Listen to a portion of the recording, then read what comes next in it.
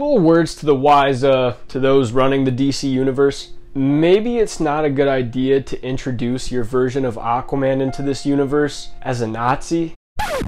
Alright guys, welcome back. GM Light here, and we're talking about Justice Society World War II, the next in the Tomorrowverse franchise, which I'm continuing to kind of slowly trudge through. If you haven't seen it, this movie is about the Justice Society of America, group of heroes aiding the Allies in World War II that acquire an ally from the future who sends them on an adventure that changes history. Pretty much in basic terms, it's kind of another flashpoint type story. The Flash travels back in time, kind of sets out into an alternate history. But the thing is with this one, it's not like he's familiar with all the characters, so it just kind of comes off as him meeting the Justice League or Justice Society or some of these characters for the first time. That's basically how it plays. And I don't want to automatically bag on this movie because, you know, overall I don't think that it works. It's honestly kind of a mess. But I do want to get into some of the positives because I do think it does some things well. For all its faults, it does characterize Barry Allen well, and I like his introduction. They do a good job in showing his struggle to kind of live in the moment. It seems like they get that part of him down well with his introduction with Iris. They show him kind of having a hard time not fidgeting. His mind's in a million different places because it runs so fast that it's hard for him to just slow down and kind of enjoy what should be just a nice afternoon with his girlfriend. The world building also, I would say, feels a good bit more organic than it did in Superman Man of Tomorrow. And there it just felt so out of place and kind of crowbarred into what was a Superman origin story ostensibly, that it just came off as just really shoehorned in, forced. In this, I don't really feel like it is forced. It all works into the story pretty organically well, even if I think that they make some weird choices in how they build the world out and establish other characters. But at least in him meeting Superman, kind of that alliance forming, that stuff I thought worked well, and I really bought into their kind of new friendship. And although I'm not a fan of the art style still really at all, I think that some of the action works a lot better here. Some of the animation looks better, especially with the Flash. I think that they animate him pretty well, and they visualize in an interesting way him going back in time, something that we've seen so many different times. And what I like is when they kind of play with a different idea and how he time travels, like what they did with the Flash last year. Even though I understand that that scene, the CGI didn't look very good, I think it was visually interesting at how they visualized it, and I'd say that they kind of do that similar thing here. But like I mentioned before, I think that a lot of the main issues come from the messiness of the story. It just has so many focused issues, and it honestly is kind of a bit derivative at the same time. We're once again establishing the Flash in a movie where he's time traveling to an alternate dimension where everything's different.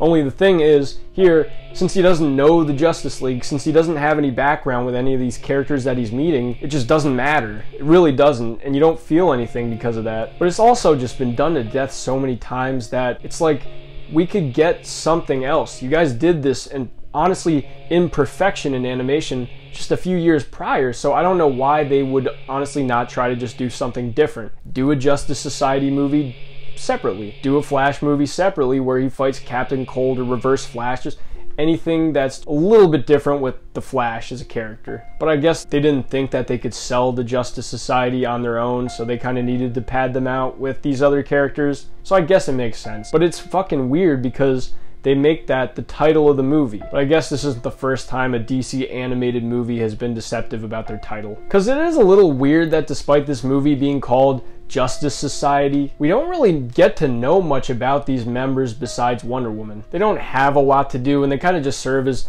generic plot devices more than really characters, I'd say. And the movie could just sometimes be a little bit of a lightly boring, overstuffed mess. You know, just when so many things are happening, you just get a little bit numb to it, and I felt a little bit of that numbness during this movie. And it's weird because it shouldn't be boring for how much stuff is going on, but it's literally because you're inundated with so much stuff that you get kind of bored. You get a little bit bored by the plot and by all the action and stuff. You just don't care because you feel numb to it. It also has a little bit of a kind of weird streak where it tries to pull your emotional heartstrings in some scenes. And, you know, a lot of these ideas, they were maybe kind of introduced earlier, but they're so undercooked that they fall on deaf ears. I felt like absolutely nothing during some of these emotional scenes that were supposed to be really powerful, really kind of hit you in the gut, and it seemed like they thought they set it up well, which is odd to me because it really wasn't. I'm not trying to say that it was the bare minimum effort or anything, but it just didn't feel like they did a whole lot to earn that emotion. Another thing that this movie unfortunately has in common with Superman Man of Tomorrow, which is where it really let me down, is that the third act pretty much gets relegated to giant kaiju action scene.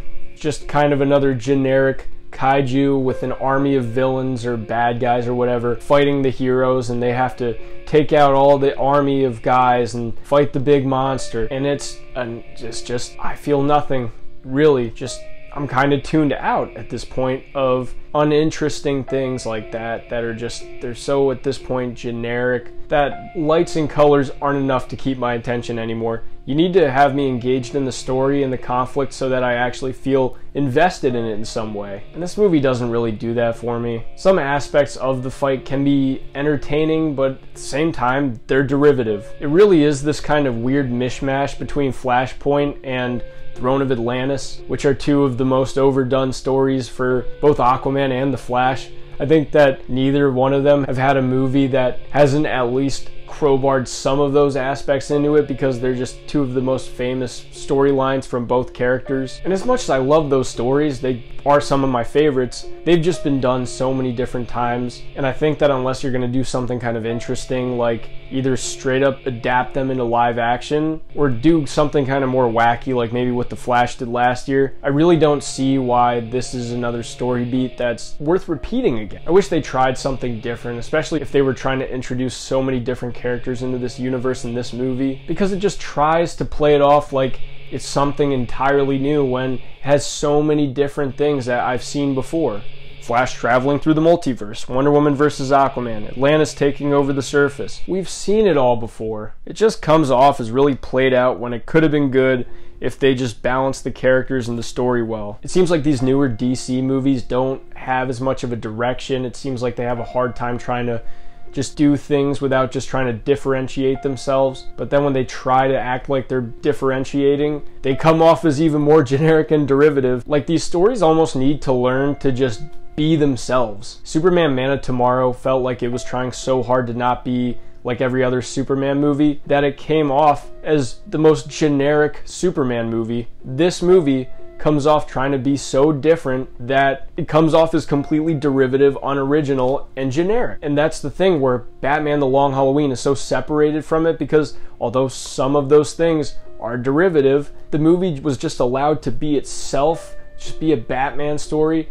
And that's why people like it. They just let the source material speak for itself. And they have so much great source material that hasn't been tapped yet that they can pull from, that it's weird that they keep trying to go back to the same kind of wells. But then they have this other situation where they don't want to do the same exact things as the last universe or other movies, that it almost strong arms them into making the even weirder choices, and then the story gets left in the back burner and becomes generic anyway. It's honestly really fucking bizarre. And I hope this universe picks up. I'm not sure if I'm really into it so far. Despite some good characterizations, I'm just not really tracking along with it. But I guess we'll see when I reach Green Lantern Beware My Power. I love Jon Stewart, so I hope that that comes out good. But I will say, easily my favorite part of this movie is the official Superman Flash team up and them setting the groundwork for the Justice League, because I love when they shake hands. It honestly just feels like you're getting the groundwork for what could be a really great Justice League team up. How they set that up, how that works in the future, I have yet to see, because this is the last movie that I've seen before. The other Tomorrowverse movies are completely uncharted territory for me, so I guess I'll just have to see how I feel about those. Let me know what you guys think in the comment section. I'd love to hear. I'm GM Light. Have a good one.